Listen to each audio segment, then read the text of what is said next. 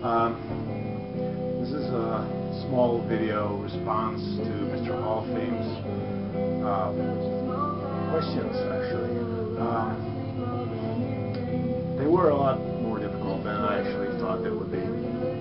So, I hope I can answer all of them. Let's just start.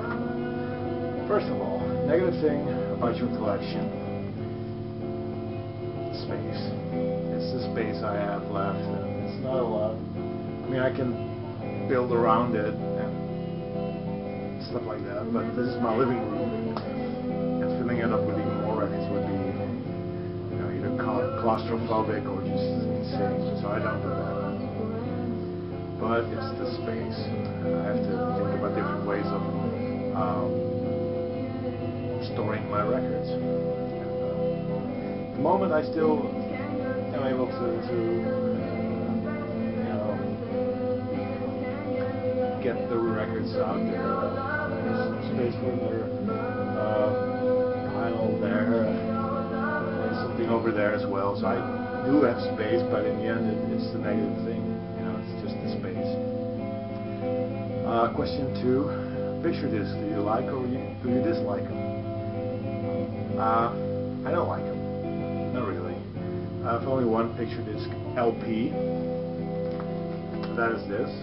It's a spoken word album by Yellow Biafra of the Dead Kennedys. Evolution is outlawed, only outlaws will evolve.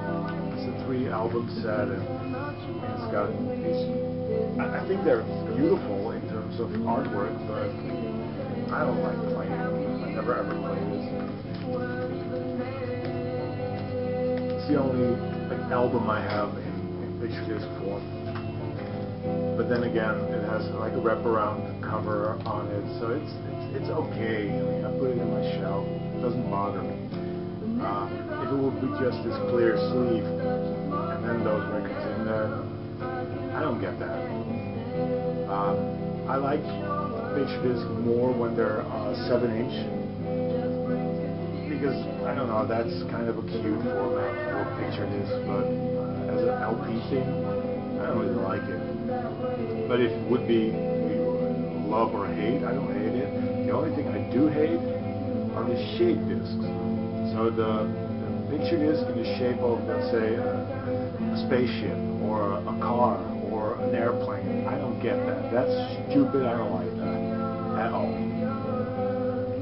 One genre in one decade you would care less about.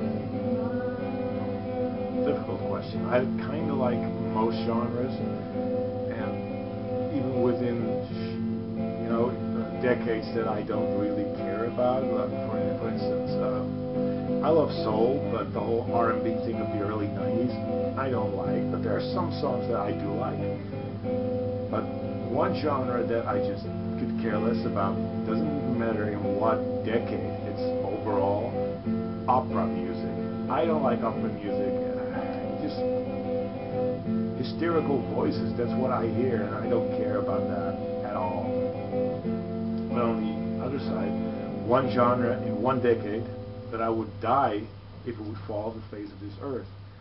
That's an even more difficult question. I was thinking, my collection, like, what is the biggest amount of records I have from one genre in my collection, and that is post-rock, post-punk, sorry. But of course, I would die if any of the genres I'm into fall off the face of the earth. And also the post-punk thing. But even if I have the most amount of records in that genre, the answer is not going to be post-punk. It is definitely going to be 60s psychedelic music. Psychedelic in terms of rock, Pink Floyd kind of rock, but also the psychedelic pop from that era. I just love the whole psychedelic thing that happened in the 60s. So that's one genre I would die if it would fall on the face of the earth. Question number 4. Name 3 rock stars. People you think you consider rock stars. I don't like the term rock stars at all. Rock stars to me, I get pictures of self-indulgent wankers that just shoot up and act like idiots, and I can only come up with one name, even though he was in one of the most influential punk bands ever, Sid Vicious. He's a rock star in the bad part of the whole spectrum of music. I cannot name two other people I consider rock stars, because I have this big cliche of rock stars are assholes, and I cannot think of anyone who's a rock star but is a cool guy. The cool guys, they're not rock stars, they're just awesome musicians. The rock stars, they think too high of themselves, they do crazy stuff and not good stuff.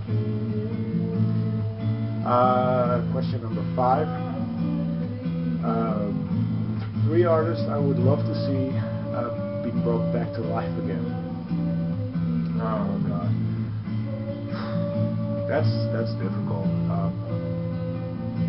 And I have really no idea. I mean, Kurt Cobain, if he would be brought back to life, would his music be really cool? Would he continue making the stuff he did? Or would he just become a bad musician? I don't know. That's the whole thing with, what if that musician was still alive right now? Would he still be making just awesome records? Could be. Could also be that he would make the worst records ever. So, no, I just remain with the legacy of these musicians, and I'm not going to bring anyone back alive. They've made a lot of these artists that died on an early age. They've made beautiful music, and I don't want to ruin my memory of those artists by wishing them to be, alive again. So I'm not going to answer that question. Sorry about that. Hope it doesn't ruin this thread. But these are my answers, and I hope they're satisfying enough. So I'm going to shoot a response video also to Joseph O'Donnell